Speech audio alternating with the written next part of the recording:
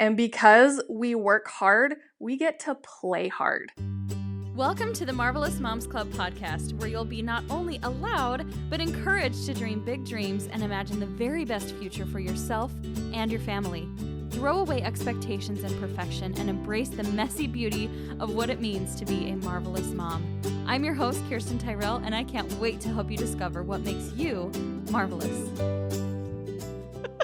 Hey guys, welcome to today's episode. I just wigged my friend out as we started. I went dun dun dun because y'all, everybody gets a little nervous to be interviewed on a podcast unless they're doing this all the time. And sometimes I actually prefer the nervous ones more than the people who are like, okay, I'm just here to do my thing, because we get to have some real emotions. So today I have my beautiful friend Teria here on the podcast. Thanks for being here, my love. I am so excited, and hopefully my nervousness doesn't come through, but I'm just so excited to be here to talk to you because you're just amazing. So we have known each other how many years? Like over a decade for sure. It's been more 10 to 15-ish. Mm-hmm. I was almost 15 years, I bet. Yeah, somewhere in that range. That's so crazy. I sang at your wedding. You did. Oh, which is something I forget. Too. So beautiful. It was one of my favorite things ever because your brothers had a band and I actually sang with like a live band. And I don't know if I've ever really done that since, or if I had done that up to that point. Something I probably should do more of since I live here, but it was so fun. But that was such a neat experience and so great that you did that for us. I know. And we had a fun friendship because we were friends while we were single, while we were making a lot of stupid mistakes and trying to figure our lives out. And yes, we had lots of emails going back and forth of boy drama and all that great stuff, but it all worked out. I forgot until you said that before we started recording how much we actually emailed, because this is before like Instagram. This is before social media was as big. I don't even think I had a Facebook when we were first friends. So everything it was all email. It was, so old. We did it old school. I know. Okay, so we used to work together at a bank and we had so much fun, and now life is completely different from those days. I still have nightmares sometimes that I have to go back and work at the bank and I can't remember how to do anything. Have you ever had that nightmare? Oh, yep. Or that I'm just counting money. My hands are just moving and I'm counting money over and over. Like, stop. Trying to make your thing balance. Yep, I have the same nightmare. It's so funny. Yes. It scars you when you work for a bank, apparently. No kidding. But the blessing was it brought us together, and we made some pretty fun friends working at that bank. And clearly we're still friends. We're mostly social media friends. We were just talking about how it's probably been years and years since we've had an actual like conversation where it's not just messages here and there. But you've kind of caught my eye recently because you've been more present on social media. You created a new account, and I see that you're building a hustle. So before we talk about that and get into the story, I want you to share your mom life, how many kids you have, ages, because I honestly don't even know how old your kids are now. Okay. So I have 3 boys. I have an almost 11-year-old, a 6-year-old, and a 5-year-old. Oh my gosh. Yeah. My youngest was a little bit of a surprise, and he kind of comes into play into my story that I'll share in a minute. But yeah, it is pretty much chaos at my house. But it's so fun. I love it. I would do it all over again. Absolutely. Oh, love these boys. I love it. And I feel like I was really closely there in the beginning of this, of you guys building your family. I know your husband really well. Well, I don't know him really well anymore, I feel like, but I saw your love story. I saw you guys get married. Obviously, as we mentioned, I was at your wedding, but it's so fascinating to me to just see people evolve and to grow and to know you have like an 11-year-old, almost 11-year-old son. I know. It's so weird. It's so funny because he's turning into this teenager and I am not ready for that. He's doing things that teenagers are doing and I'm like, no, like you're not old enough to start doing this yet. I'm not ready. I was just barely a teenager. Exactly. I still remember being 11. You can't be 11. Yeah, it's really weird. I do not feel that age that I could have an 11-year-old, but I'm honestly wondering, I wonder if we ever feel, like I remember my parents, even still, they say like, I don't feel like there's no way I could be this age. And I'm like, so maybe we just never feel like we're getting older. Our bodies get older, but our minds and our spirits just kind of stay very, I guess it's a blessing to feel young. Stay young. Right? Yeah. Yeah, it's interesting you say that because my grandma, she just had, I think, her 81st birthday, and she was saying that she still feels like a 20-year-old, but then she just looks at herself in the mirror and she goes, who was that lady? What happened?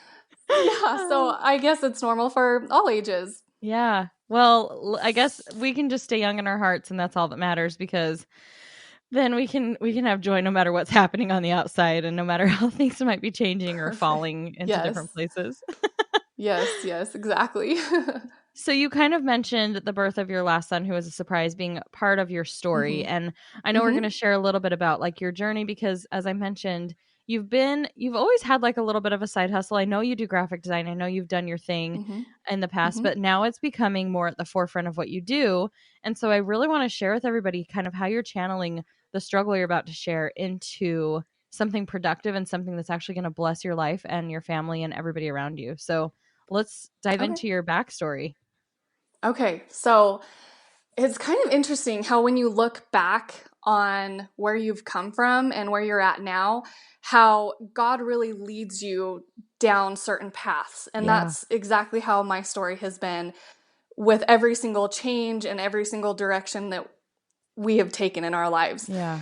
And so, like as a teenager, I was super interested in photography. I took my own family pictures, and I learned on a film camera. I took 2 different classes and learned photography the old school way, which was super beneficial later on. Mm-hmm. And then I was just really interested in graphic design, even though I didn't know that's what it was called. Like I would mess around on Word, and I was addicted to fonts. I am a huge font addict. And I would just mess around on the computer all the time. Like I just was really drawn to the computer and creating on there. And so then once I would, when I was about our age, when we were at the bank, and then when I got married, those things just kind of fell away. And I didn't really think of a passion, or I didn't think that I was talented or anything like that. And then I had my first son. And when he was about 6 months old, I just remember feeling I just wasn't happy with who I was, like I had this beautiful new baby and it was great and I loved being a mother, but I just wasn't fulfilled. And so my husband and I were talking and we did some praying and I decided I'm going to start doing photography. And so I started doing photography and it was actually super fun and I had a lot of fun. And during that time, I also went back to school and got a visual arts certificate from the college. And that's where I learned more graphic design stuff. And I learned the Adobe programs, Illustrator. I had kind of already self-taught Photoshop and things like that. And so I learned web design too. Like I can code a website from HTML, which is gosh, that's so crazy, but cool.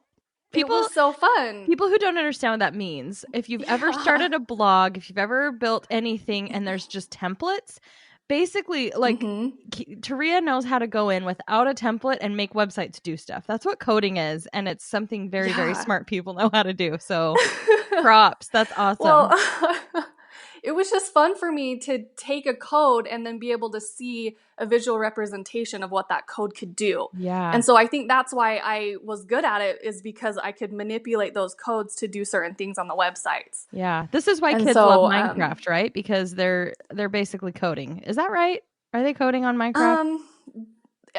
I don't know. They're not coding. I know that there's some sort of game that's out there that they do that, but there are coding not that games. I've seen. Okay. But yeah. But okay, so continue. This is a cool thing. This is something I think people love to do once they figure out how it works. Yeah, it is really cool. So anyway, I was doing really good in photography and it was a good side business. I wasn't full into it. At this time, I had 2 kids now, like age 4 and a baby. And I was doing real estate photography and wedding photography and families and babies. And I had a studio in my home and it was so much fun. I was just loving it. And then my 9-month-old baby, so I had a 9-month-old baby, I was still nursing him and everything. And I found out I was pregnant again and my world just rocked. I just couldn't believe it. Yeah. And I was kind of upset that God had done this to me because I was on this trajectory and I had a plan for my life, and then this had happened. You know, obviously we were thrilled to have another kid, but it just was not in the way that I had planned for it to happen. Right. Yeah, that makes sense. And so I'm thinking, I can't do photography anymore. I can't do this. And I was doing some side graphic design as well here and there for people that asked for it. I was working with like an ad agency, a couple ad agencies, and doing like little mailer ads and things like that. And so it wasn't going to work out. And through some really interesting circumstances, I found out how to make some money that I could stay home and be home with my babies, but still be able to access that creative part of who I was and make a little side cash too, because that was important to me to be able to help my family in some way. I don't know what it is about it, but I really liked contributing. I think it's just fulfillment, and it's like a representation that, this is just my opinion, but when we're parenting, we really don't see like the direct effects of all of our daily work, and having something like that that's tangible, it does something to our brains. And I think it gives us this sense of accomplishment of like, oh, I'm actually doing something. And it's really sad if you think about it, that as moms, we don't feel like we're doing something to contribute, because it's such a long game, right? Like it takes years to raise these people, maybe forever. We're never done parenting. But when we have that thing that contributes differently, it's like, oh, I am more than just a caregiver. I have talents, I have other skills, and I can make a difference in more ways than just changing a diaper. I think that's kind of what it boils down to. It's that fulfillment of like, I'm a person who can set goals and accomplish them, not just wipe up babies. Yes, exactly. Yes, exactly. And that's just what I needed. I just needed something. Okay, so anyway, so then my brother-in-law happened to get a vinyl cutter for Christmas. I was like, oh, okay, this is interesting. And then I was in a bunco group. I love it. Sounds so funny. But I was in a bunco group, and I overheard one of the girls talking about how her, I think it was her sister-in-law or something like that, was selling vinyl decals, nail decals, like little tiny vinyl nail decals on Etsy, and she was making a killing. Wow. And I just kind of perked up to that, like, huh. And so I went home and I did some research, and I was like, I can do this. And so I told my husband, I said, I want to get a vinyl cutter. I want to start this. I want to do this because I have the skills to be able to do this. And I think this is where I'm supposed to go.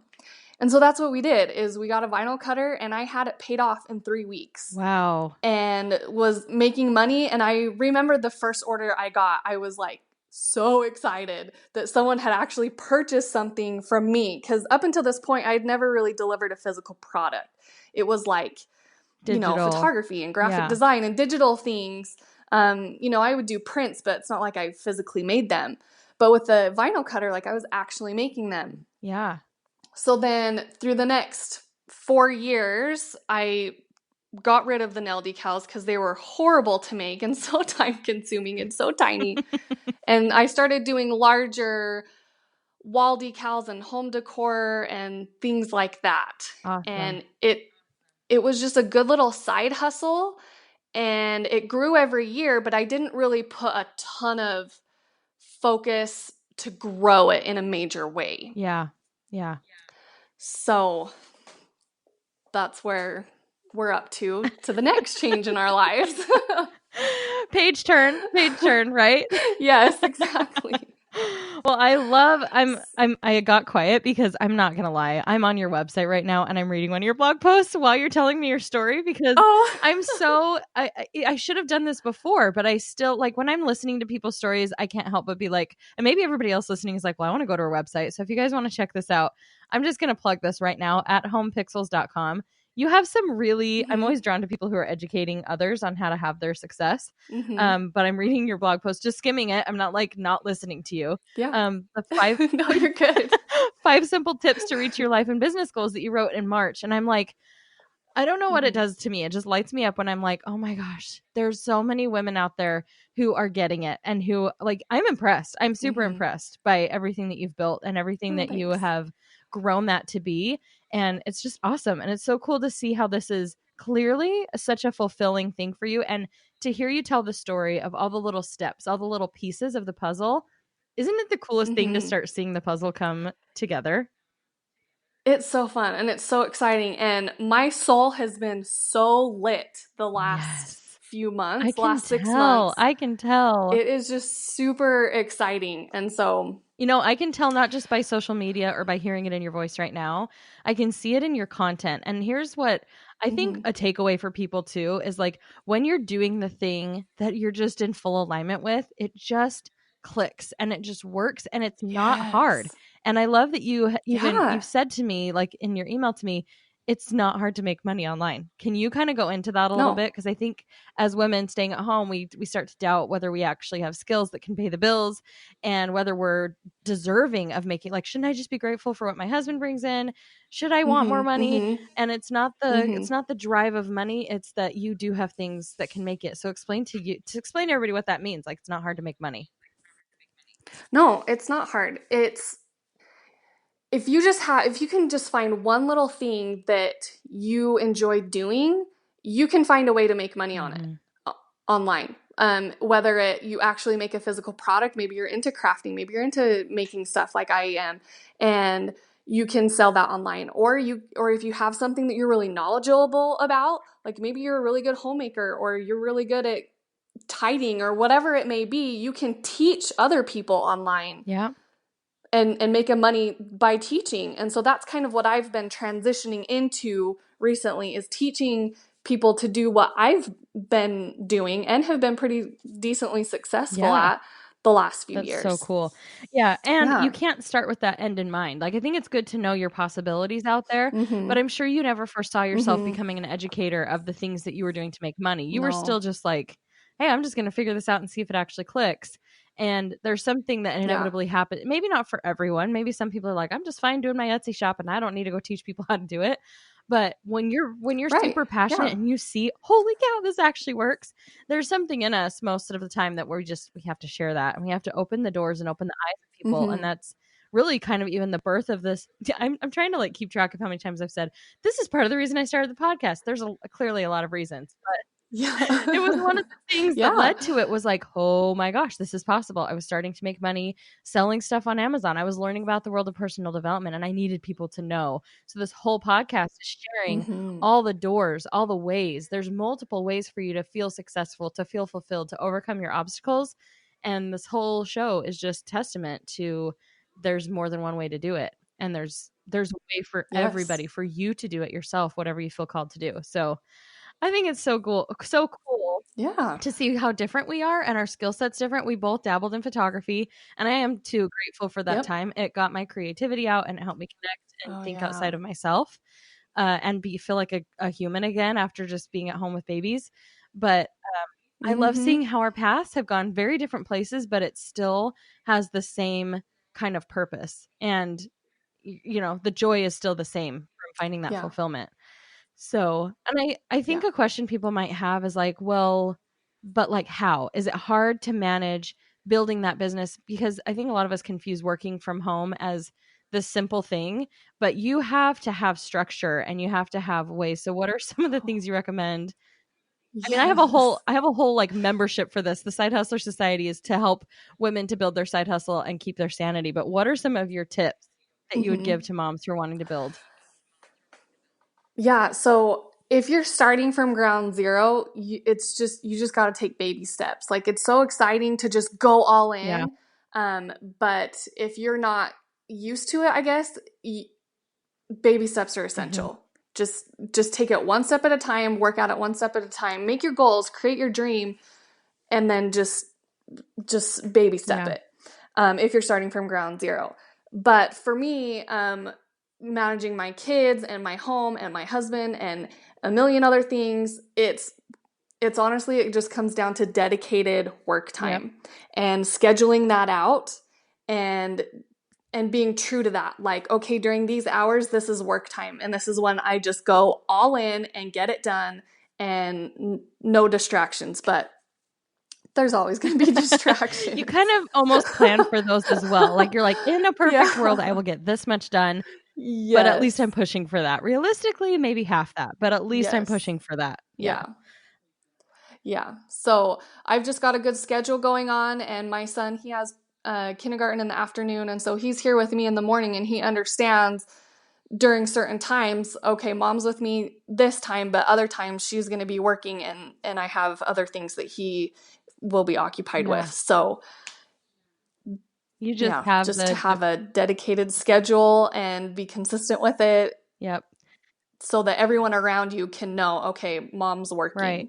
I love that. Those are good takeaways. And they're things that maybe people have heard before, but they work. And if you keep hearing them, then it obviously means they're things that you should do. It's all a choice. It's all a choice. Like you can choose to say, I don't have enough time to do that, or you can make the time to do it. It's simple as that. Oh, yeah. Yeah. Like I've heard women that get up way early in the morning to get it done because if they're passionate about their goals and their dreams, that's what they got to do. That's true. You know, I've done that too. Just get up and get it done because life is crazy when the kids wake up. Well, and I'm lucky that sometimes I can work in the middle of the day because Ben is home as well. But for the most part, I've had so many things on my plate right now. Like before we got on this call, I've been writing down all the many projects that I have going on. Here's what I envy about you. Side note, I'm going to come back to this. You have one focus and I'm looking at your stuff and it's evident like everything is clean, everything is organized. And I'm like, what would Kirsten's world be like if she had one focus? But it's so difficult because that's not honoring myself either. Like that would be easier. But I know in the past when I've had my hands on a lot of honey pots, it always leads to the sweetest honey. And I have to trust myself that I'm just going through the process of like creating the foundation so that I can have the thing that I meant to have. But I really do love like the simplicity and the clarity that you have with your brand and with your business because people are coming for one specific thing. And that tells me you're going to be super successful. I mean, you already are, but even more so because you have that, like the order and the organization to what you're doing is evident and people are drawn to that. So props to that. I'm just going to tell you right now, you're doing great. You're doing things I wish I could do. I feel like you're giving me more props because in reality, I'm like, this is crazy. How am I getting this all done? But, you know, and for me, I'm basically doing two things because I have my vinyl business and I'm learning the last few months, I've really tweaked how things are ran and who's helping me and everything so that I can make that a smooth running machine. But then I'm also trying to do at-home pixels as well. And so it's been crazy and chaotic, but I'm learning what's working and what's not and making those changes. And that's going to be an ongoing process. That's what I tell myself. You won't always be in the beginning phase. You've already done the groundwork, but you'll always be tweaking until you find the right thing, the right balance of things. But I was even going to say it's literally what you're doing is the coding end of things right now, you know? And this is like the stuff people don't see. The code is the messy gobbledygook behind a website that people don't see. And so to us, it feels like a lot. It feels like a huge pile of never ending stuff to keep adding and adding. But from the outside, all people see is the stuff, the result. They see the pretty and they see the exterior of the work that you're doing. So I don't even know my point in saying that, but I guess to anybody listening, it's normal to feel like it's much harder and don't feel like it's harder for you than it is for everyone else. My sister the other day started a website. I started it for her. We got the URL. We did the whole we can do stuff so fast now that we had her whole site set up with a theme and all the things in like an hour. And that's just easy for us. It's second nature. So we had it set up and she was like, I'm so frustrated. I feel so dumb. It took me 4 hours to figure out how to do one thing on one page. And I'm like, well, I just spent 4 hours creating my new homepage. So it's okay. You figure it out and everybody has to learn at a slow pace in the beginning, but it's not always like that. You gain, your knowledge builds. Yeah, you just have to keep going. And that's how it's been in so many different things that I've worked and tried and pursued. I don't know if you know, but last year I actually had a screen printing business. Oh my gosh. And we did that for a year. And I remember in the beginning, it was so overwhelming because there were so many new things to learn. But you just have to trust, like if you just keep going and keep Googling and YouTubing things, you can figure it out. And then it gets so much easier the longer and more repetitive that you end up doing it. I can attest to that even right now as I'm learning a new, I changed, this is like nerd speak to anybody else listening who doesn't build websites, but I transitioned to a new page builder on my blog and I'm like, this is horrible. I don't understand how this works. But by the end of it, I was just like quick and I can move things around, and I started to understand how to fix things and how to add colors and that. And so now I'm building the same type of homepage on another website, on the Marvelous Moms website, and it's so much faster because now it's becoming second nature. So I get it. And I think that's important information for people to hear again and again is you're normal if it's hard. It's hard for everybody when they start, but you become better. It becomes more simple. So yeah. And I heard something recently and it was so true. It was just to start ugly. Ooh, like it doesn't have to be perfect. It doesn't have to be pretty. Just start ugly. Yeah. Just start somewhere. It doesn't matter. You know what?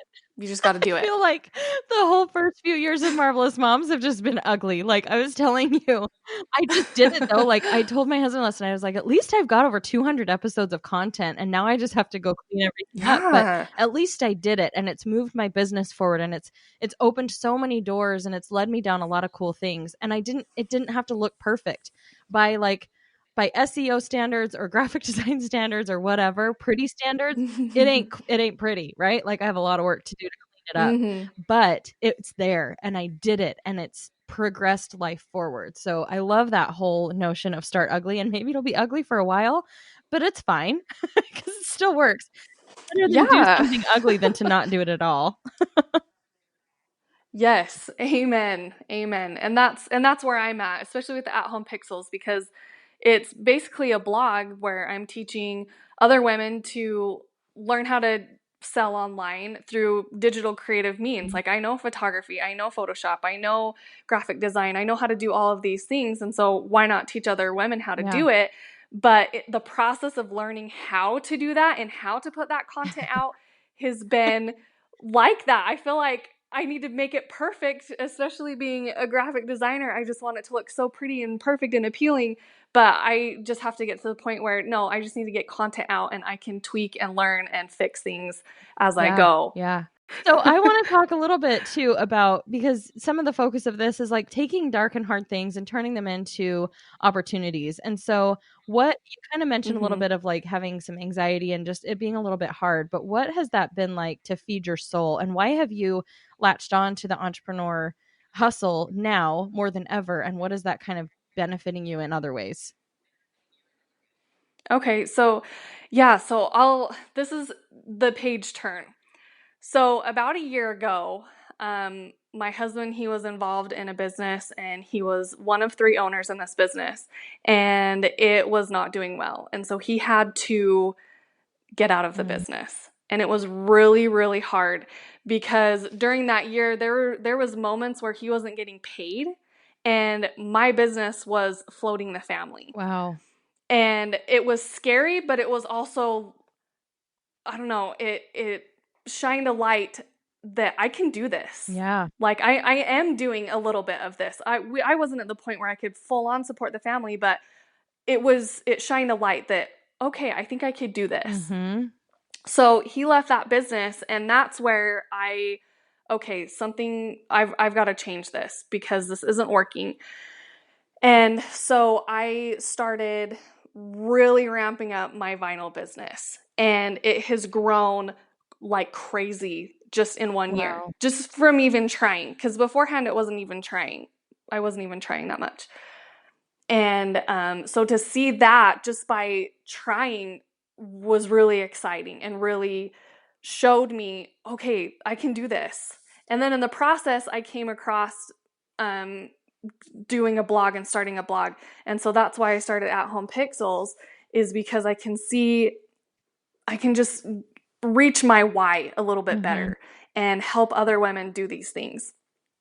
But that time was really hard. It was really scary to have your husband, you have this life plan and then it doesn't go according to plan. And it's hard. It was really hard. We struggled with knowing what the future would look like. Yeah. But I think that yeah. I think that's normal. I think that's life. I think more people feel that way, or in my opinion, should. I feel like that's where life begins, is in the struggle. I feel like the uncertainty breeds so much more benefit to us than the certainty. And I know people latch on to the security and safety of an income or a marriage or things that should be as they should be. But for me, it's when the rug has been pulled out completely from under me that I do the best growing. And not just the growing where you're like, okay, well, I guess I had to do that. It was uncomfortable. But just like, I would have not known this level of joy had I not experienced that level of discomfort. So just my little plug in there. It's good. Yeah, no, it's so true. Yeah. Sorry, I totally ruined your flow. Okay. I know. I'm like, I don't know what I was gonna say next. You were just talking about like it was scary because you had that, like you didn't know how things were going to work out. Right. It was scary, but it worked out. And looking back, I see that God had set me up to go this next level, to change routes a little bit. It's not what I had ever even planned on. If you told me 2 years ago that I would be making a pretty good income selling vinyls plus starting a new website, I would be like, you're crazy. But here I am. Yeah. And I'm excited, and I can see what's the right word? I can see Was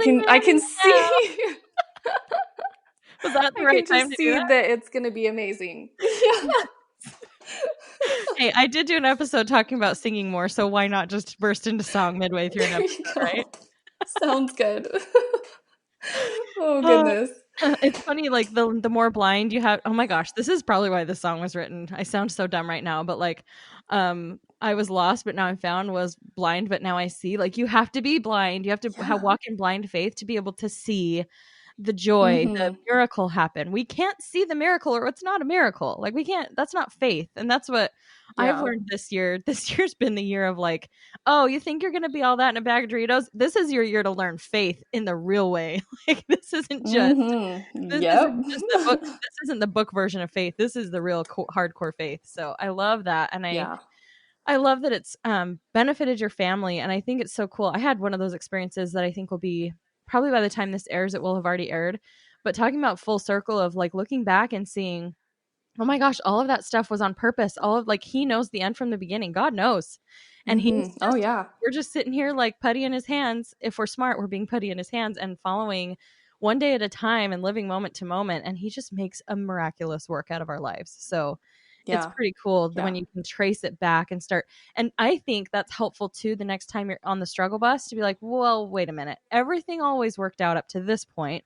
I'm still here. Things are great. They're going to be great again. This is just part of the flow of life. So yeah. You just have to trust and have that faith that he's going to continue leading you how he needs to lead you. Yeah.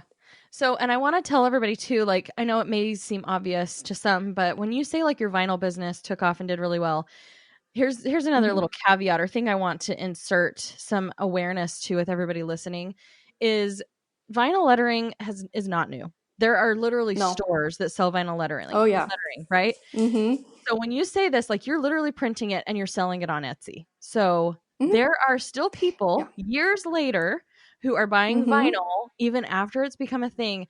Do you not feel like that's a testament to all the women who are like, well, that's been done. I can't do that. It's too late. Oh, yes. Yes. When I started, I was doing the nail decals because that was kind of a new thing.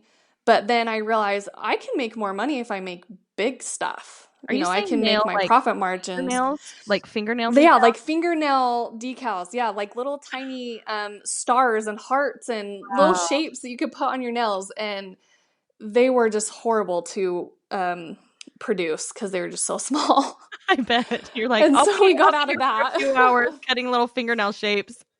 Yeah, but a lot of my customers put their stuff like on wood signs, and they make their own things, and they cool.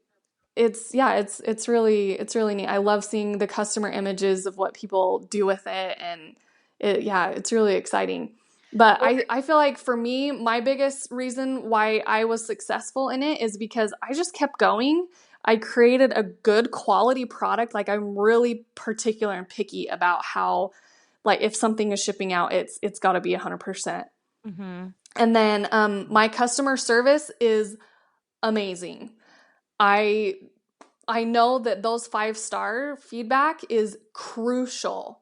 And so my customer service is amazing so that I can create trust in potential customers, and I get returning customers all the time because they see the quality and the customer service and all that stuff that comes together. I love that. This is such a good lesson for people who are building a business. And it's something that I think could maybe be the most important thing to pay attention to in business, is something we're skimming over. If you look at all the instant gratification, we want to just build up a big following, and quantity over quality. And lately, the research I've been doing into different businesses that we're starting is like, it's not about having the best product. It's not about having the best this or that. Like, you want to be the best resource for people, and you want to give them the best experience possible. This is something Ben's really good at that I'm not. I'm like, throw it up there, we'll figure it out. And he's like, let's make it really nice and pretty. And I'm like, I don't want to make it nice and pretty.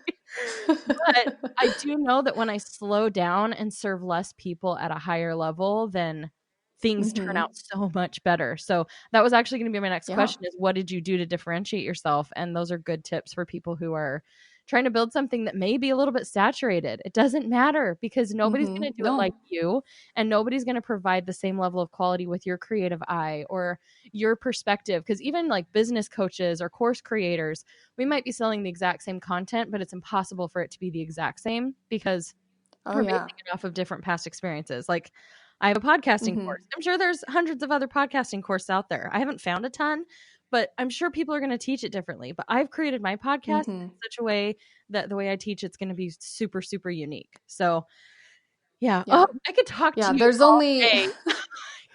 Yeah. Go ahead. Yeah. Oh, I was just going to say that there's only one you. And some people are going to be pulled towards you, and other people are going to be pulled towards the other person that's doing a similar thing. And that's what's so great about this, is that there's only one you, and you may be that person that you need for someone to come to you. Yeah. Does that make sense? Did I word that right? You might be somebody's person. So you holding back because you don't think that you're good enough is making other people miss out on your greatness. And I think it's like switching the story. Instead of like, well, who am I to do this? It's like, well, who are you not to? Because those people need you. So you're really going to be that selfish at not sharing something and charging people for it when they're happy to pay you and they just wish you'd show up and sell it? They want something better. Give it to them. They want something unique. They want something that resonates with them. So yes, 100%. Yeah. Yep. You just got to do it. You just got to do it. Okay. So let's see. We've covered a lot of ground here. This is one of my favorite interviews ever, because I love you. Oh, you're so sweet. It's true. You're so sweet. I feel like I'm jumbling all over the place. You're not. Oh, I promise. I'm learning though. I'm learning. I'm guiding. If anything's jumbled, it's my fault, because I'm guiding this. But no, it's great, and you're wonderful. Okay, so back to the mom stuff. Okay. I just want you to share. We've talked a lot about the business, and I know that you're a fantastic mom. And I know that part of this, like, it's so cool to see somebody get it, that it's okay to be a working mom. You can do it all. And it's not this cliche thing of like, you can do it all, just give your kids SpaghettiOs, put them in front of the TV. It's like, you being a fulfilled version of yourself feeds into your family much more than a stressed out, empty shell of a mother that you might have become otherwise, had you not had this dream and this goal for yourself to do something. Yeah, so true. And that brings me to a point, is that I've suffered a little bit from depression and anxiety, and God has told me, this was about a year ago, He told me the reason why I'm so compelled and drawn to the entrepreneurial life is because it gives me this other sense of purpose besides just being a mom. And I really feel like if I didn't have this in my life, I would be that empty shell of a mom. I would be depressed. I would be giving my kids SpaghettiOs because I wouldn't have that fire within me. I wouldn't be as good as I am now, even with the busyness and the chaos. I really, really feel like I'm called to this so that I can help chase those things away. Yeah, I love that. I don't think I've ever really heard, maybe we have and I just don't remember, but that approach. I think a lot of times we say, I need to do something to fulfill a need or whatever. And I know you felt that call to fulfill something, but really like it being a service to you. It is something that you can do to help you to actually step outside of that anxiety and that depression that's going to build you up. Yeah. And you don't need to do a business to prove anything. You need a business to be the fullest, most like complete version of yourself, which is so awesome. Yeah. And I think that's the thing. When women are feeling that call to do something and then they immediately feel the doubt, well, that means I'm selfish. No, it means that you are not complete yet. It means there is a puzzle piece trying to come into your puzzle. Let it come. Let it come in and join the picture, because you're not completely whole if there's a part of you that you're depriving and ignoring. And I think that's probably the first time we've ever really looked at it that way on here. So I appreciate your beautiful perspective, the real raw stuff that we need to talk about in addition to all the cool stuff, right? Yes, of course. It really is just as much for me as it is for those that I've served out there. Yeah. And that's okay. That's a good thing. Yeah. Yep. I love it. Okay, final question that I ask everybody. I hope you love it and hope you're ready for it. What makes you a marvelous mom? Oh man. So I feel like for me, in my circumstance, is that I've really shown my kids the value of hard work and what can be accomplished with that hard work. And because we work hard, we get to play hard. I don't know if you know this about our family, is we are huge time boaters, and my business is able to pay for that. I know. My business is able to pay for that recreation that we enjoy. And it's amazing. And it's so much fun. So we work hard and we play hard. And I teach my kids through example how to do that. Yeah, I love that. So cool. And I do. And I'm going to come next summer and you're going to take me boating because I haven't gone in such a long time. It'd be so fun. We would totally have a boat. And Ben's like, no, I'm never going to own a boat. I'm like, I married the wrong human. I'm just kidding. Oh, yeah. That was one thing I told my husband when we got married. I said, I don't care about four-wheelers or all these other toys. Like, I just want a boat because that's what I grew up with. And he was just kind of like, yeah, whatever. And we got one. Here you are, living life. I love it. I love it so much. And it's so cool to know that like you've kind of done that on your own. That's not something that's a burden. It's something that you get to experience the joy of something you love because of the work you do. And that is so cool that you're teaching that to your kids. That's kind of at the core of everything we do in this house too, of like, this is the reason we have this. There's cause and effect to everything, kids. Like, you know, those days I spend working in my office, this is why we do this. That's exactly what we say in our household all the time. Yeah. So cool. I knew I loved you. I knew we were friends for a reason. You're the best. I know. Yeah. I love you too. This is just great. We need to talk more often. Apparently we do. And I think we will after this. This podcast is a blessing in my life because it does open like windows and doors to the people who I need and need me. And it just, those connections never go away. Like those friendships, even though we were already friends, like this is the beginning of something new. We're going to be more in touch. Page 2. Yeah. Or is it like chapter 5? I don't know. Yeah. Wherever we are. It's great.